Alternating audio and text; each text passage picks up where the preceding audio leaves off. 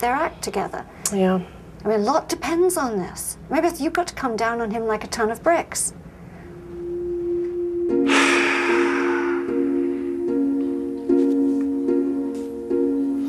Today was the first day I wore the camera, but it didn't work. I had to take a couple of days off because my hands are, my right arm was asleep for like almost 24 hours straight.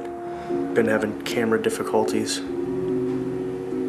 which is endlessly frustrating. Saw a guy rip a turkey's leg off today. I want to get that on tape, you know, and I don't. And I tell them about it, and they're like, "Why didn't you get it on tape?" My arm and my wrist and my hand hurt. I feel like I kind of let people back in the office down. I let myself down. I miss home, I miss friends and my family, and I'm tired of killing tons of animals and watching people abuse the hell out of them.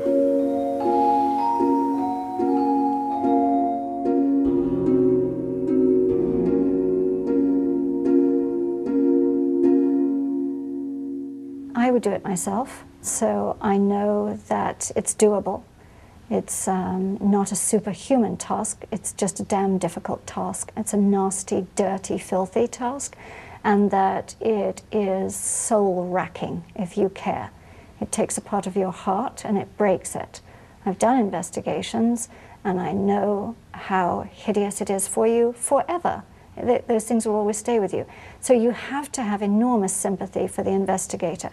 Once in a blue moon, an investigator won't do their job. They will shirk, they will make excuses, and then I have no sympathy for them. You're wasting our time and our money and our effort, and worse than anything is that you're letting the animals down. Get out. Founder of the largest animal rights organization in the world, my guest is a fighter and no stranger to controversy. Joining me now is co-founder and president of Peta, Ingrid Newkirk, and welcome to the program. Thanks for having me. People have criticized some of your methods of going about persuading, and I've been witness, actually, to seeing paint thrown on fur coats. And Oscar de la Renta, who said that he was a supporter of Peta until he got a pie in the face. Anybody who has received a pie hasn't received it because we're not doing our homework. For example, I just told the CEO of Procter & Gamble, we won't lob a pie at him anymore. But it caused him to pick up the phone and call me personally. No other tactic, sadly, has ever caused him to do that. And dropping a dead fish on the editor of Vogue's lunch at the Four Seasons, is that a way to get attention also? Oh yes, it got tons of attention. It was actually a raccoon.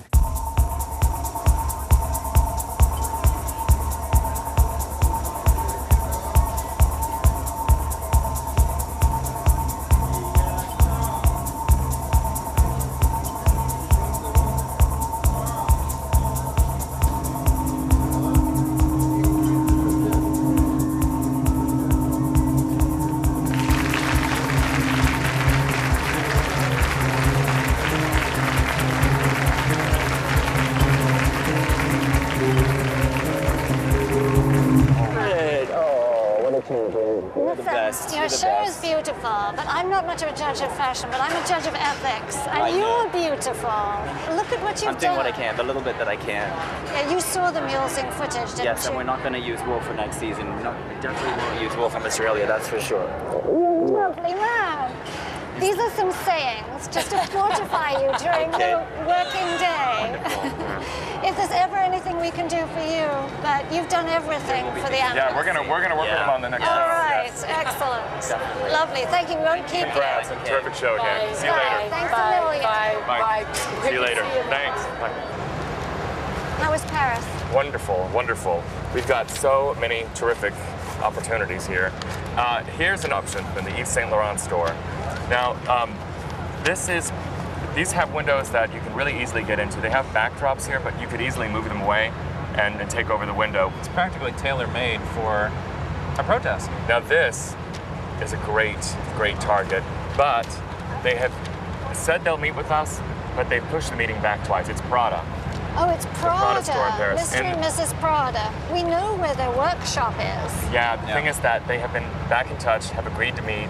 Even though they've changed the date, Oh, we well, have to that's kind of give them the good. benefit That's of the good. doubt. Oh, wonderful. Even though their store does have a lot of fur this Tons season. of fur. I can tell you like that one. You've Well, rocked it. it's kind of, you know, it's Jean-Paul Gaultier's window. He has the ugliest store. Oh. He told us back in the 90s that he would only use fake fur, and then when the furriers pushed furs back and all that, he jumped on the bandwagon. He uses more fur than just about anybody.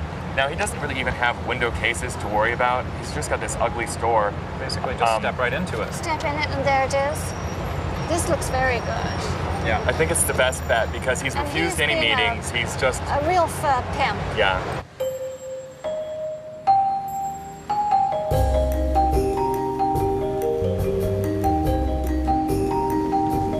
Jean-Paul Gaultier is celebrating his 30th year of design, and unfortunately he's getting worse and worse. He's getting crueler. I think he's like a little boy who wants to show his mummy he can be extra cruel. I really do.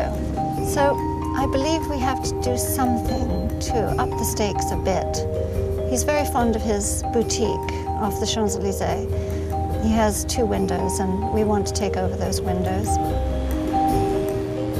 What I'm worried about is the possibility that they've got some security rent-a-goon They person. do. I was there when it was open before, and there's a guy who stands at the door, and the door's not locked. But it could be locked. It could be easily locked. They'd be idiots if they didn't have a system to just lock it down quickly. And I think that makes it imperative that we're inside without the press and that we're inside looking normal. Well, the 4 of us will be arriving completely separately than Eric and Michael and the whole media Well, mob. I'm not sure that's what I want to do. I would like to go in first because there is an obscene skirt. And I thought maybe because they probably have an alarm at the counter, if I could get the people to come out from the counter and talk about the skirt as if we're interested, then that would give a chance for everybody else to come in.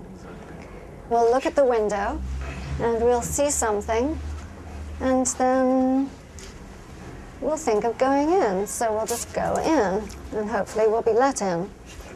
Bonjour. But you guys aren't following as closely. Not too far behind, 30 No, seconds that's not- tops. You shouldn't be here now. Oh, yes, yes, yes. We need a little time inside. We need this sales attendant to come out and talk to us. We need everybody Okay, to think about but the it's not going to be customers such a in the store. kerfuffle that they're going to want to not let other people in, right? It's just not going to be gonna asking. any kerfuffle. Okay, cool. I want just asking to. questions. I'm just Okay. going to ask them about this hideous skirt. So please, you've got to give me at least 3 or 4 minutes. If word has leaked maybe out even that there's 5. going to be a protest that's meeting in the vicinity and they've got... And you start orders asking and about you fur start coats. raising- This is. That's okay. It's not, because they could lock the doors and the whole thing could be aborted. No, it won't be like that. I don't know if I'd... for the Yeah, sake of the thing is story- also, if you're engaging them about things that they don't want to hear about, and they don't want to hear about how that fur is made, I'm they not could just. talking to them, Dan, about how the fur is made. Grow up. I'm going to be questioning them about the skirt. I would like to know some things about the skirt. That's normal. What kind of things, though? It does worry me. Don't worry. Don't worry. It'll be all right, Michael. Boys, you know, before you were born, I was doing animal rights protests.